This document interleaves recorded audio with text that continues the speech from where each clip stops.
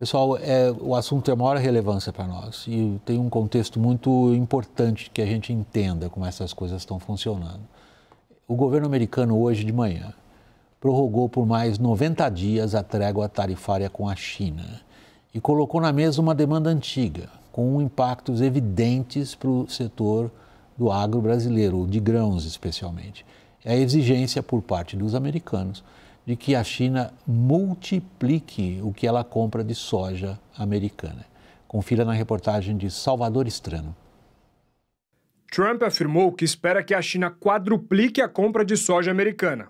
Pequim importa cerca de 100 milhões de toneladas de soja por ano, a maior parte do Brasil. Caso Pequim venha a ceder à pressão de Trump, os produtores americanos se tornariam os principais fornecedores, ainda que o produto brasileiro seja mais competitivo no mercado internacional. O cenário contribuiria para a penalização das empresas brasileiras, que já sofrem com as tarifas de importação de 50% no mercado americano. O ministro da Fazenda, Fernando Haddad, afirmou mais cedo que o secretário do Tesouro americano, Scott Bessent, cancelou uma reunião prevista para esta quarta-feira, em que seria discutido o tarifaço. A expectativa é de que nesta semana o governo brasileiro anuncie o pacote de socorro às empresas afetadas pelas barreiras de Trump. Os detalhes foram discutidos numa reunião na noite desta segunda entre Haddad, o presidente Lula e o vice-presidente Geraldo Alckmin. O Banco Central ainda tenta avaliar qual vai ser o impacto das tarifas americanas no mercado doméstico. Num questionário enviado ao setor financeiro, analistas apresentaram 3 cenários distintos. Num primeiro cenário, a restrição à exportação levaria a uma ampliação da oferta no mercado interno, o que poderia causar um impacto temporário de queda de preços.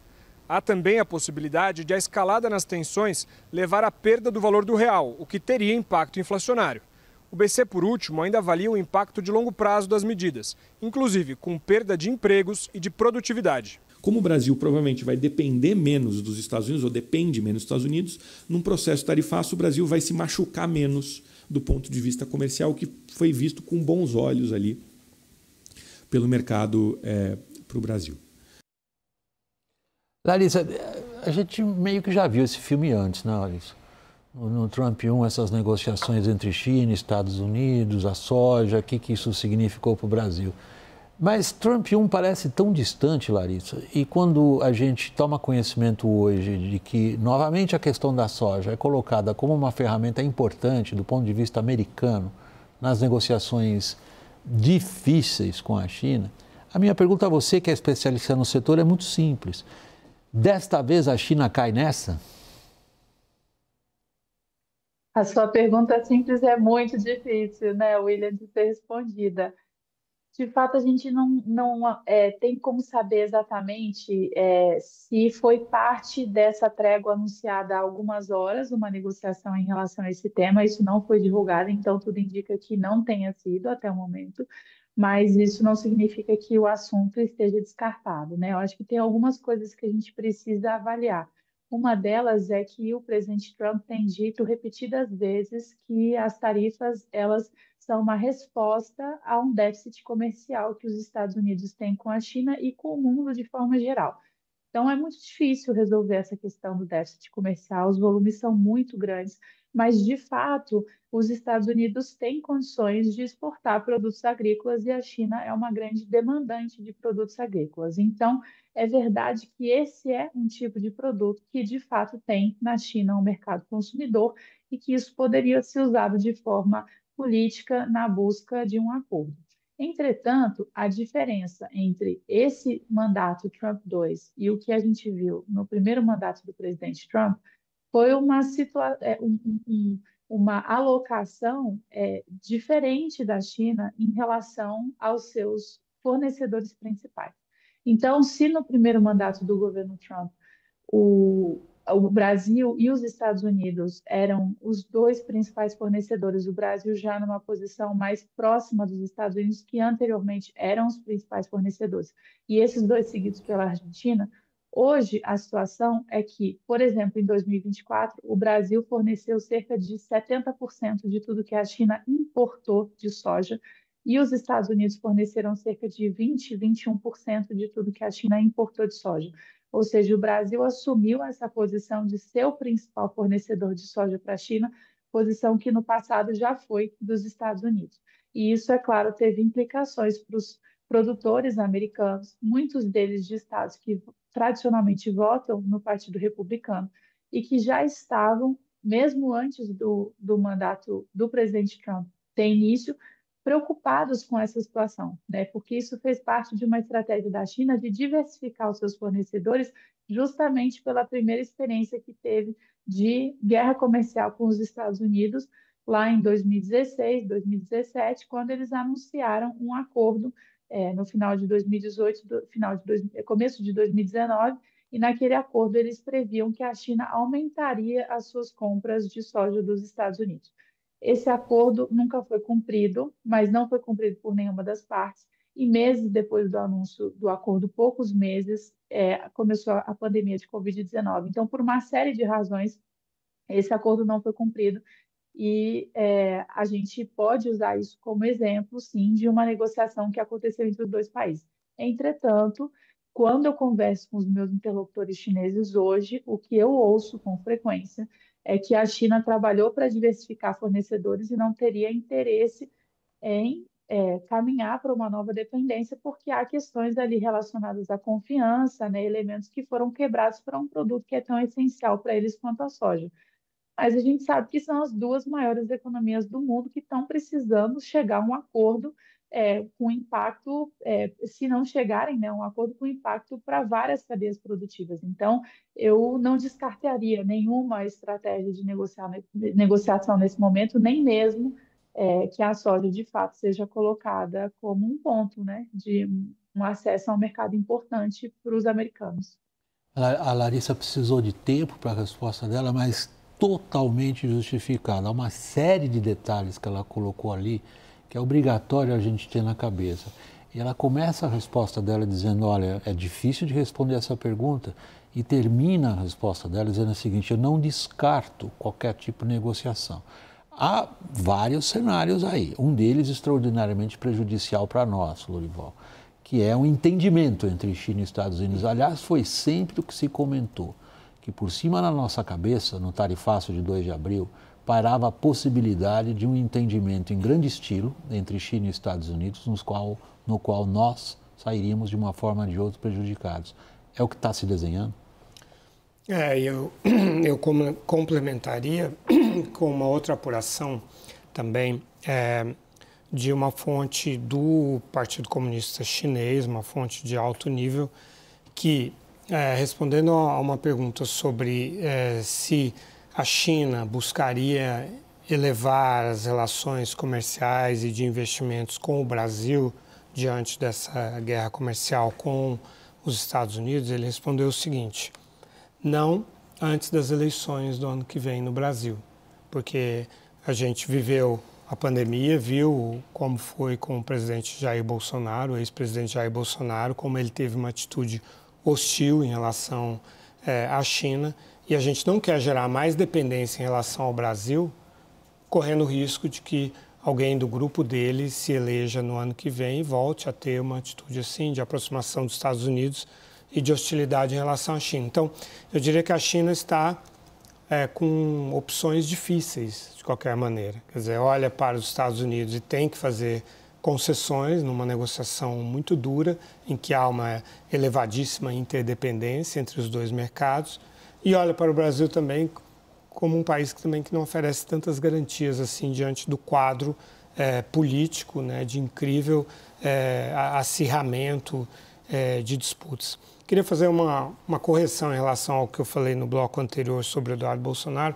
Na verdade, publicamente ele não falou que ia tentar evitar a reunião entre Scott Bessent e Haddad, mas ele disse que estava fazendo gestões para que o governo americano adotasse mais sanções contra o Brasil como forma de pressioná-lo a evitar contra a decretação da prisão domiciliar do Jair Bolsonaro, contra os processos em relação ao Jair Bolsonaro e pela votação de uma anistia ao ex-presidente.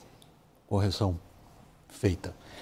Larissa, eu vou voltar a esse ponto um pouquinho mais adiante, porque pelas suas intervenções no debate público, Eu sei que você tem algo a dizer sobre como que a China enxerga a dependência dela em relação ao Brasil e que possíveis consequências a gente pode antecipar.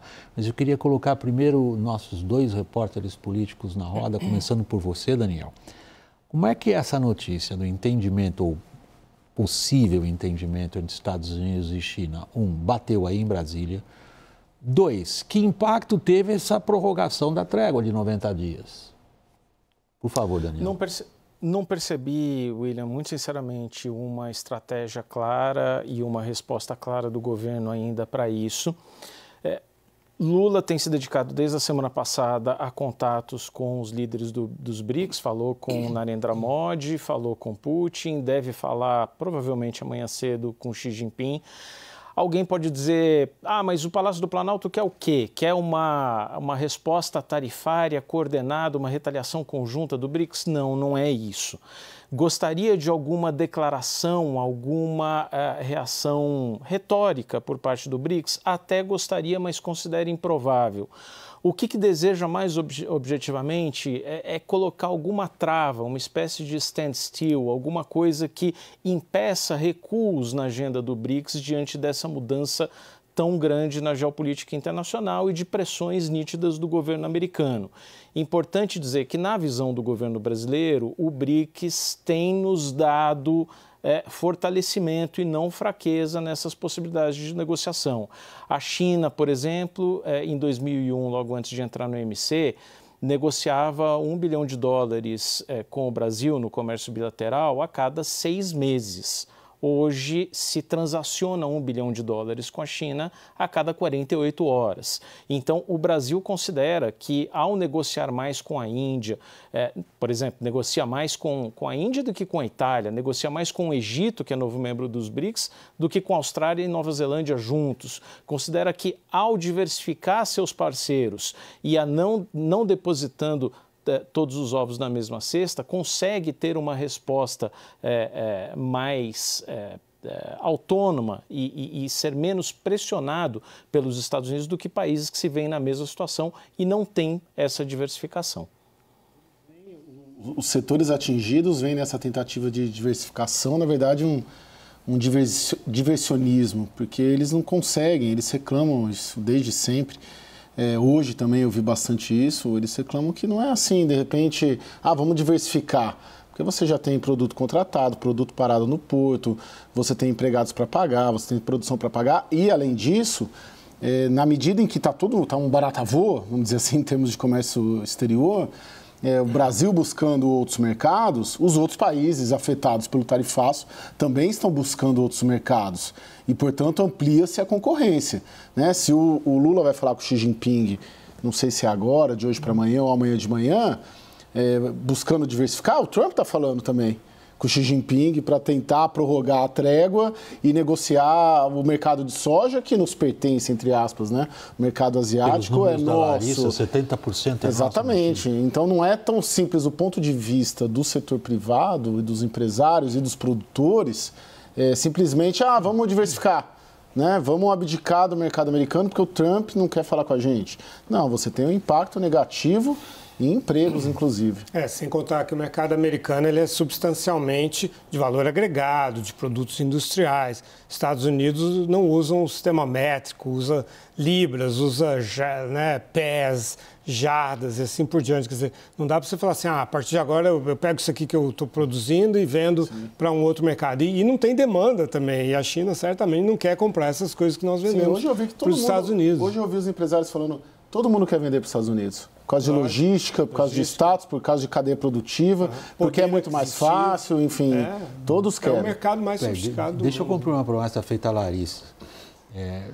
Acompanhando o que você tem dito no debate público, Larissa, como é que os chineses estão vendo a dependência deles em relação ao Brasil? Eles se preocupam também com essa dependência, William.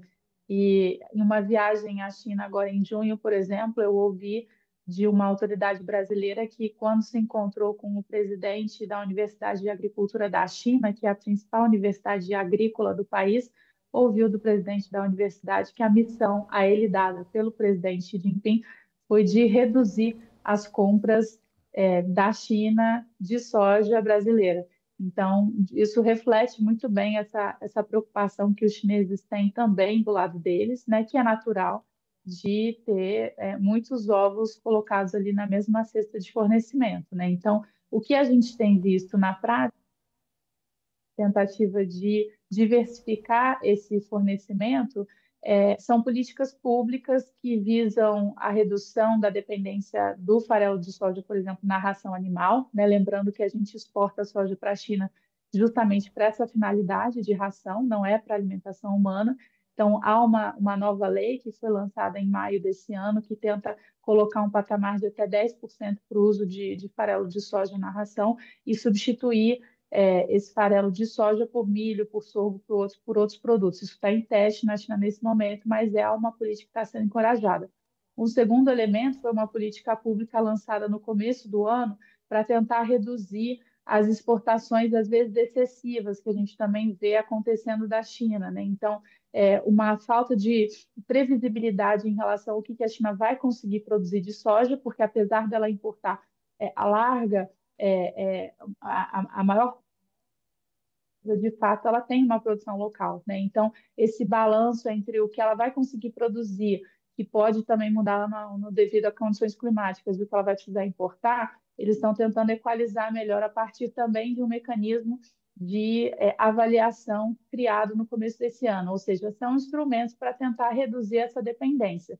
Mas a gente também vê que eles estão tentando qualificar melhor essa presença, participando de forma mais ampla dos diferentes elementos envolvidos nessa cadeia, né? Então, com uma maior presença na parte de tecnologia, principalmente de sementes, insumos, e também na parte de logística.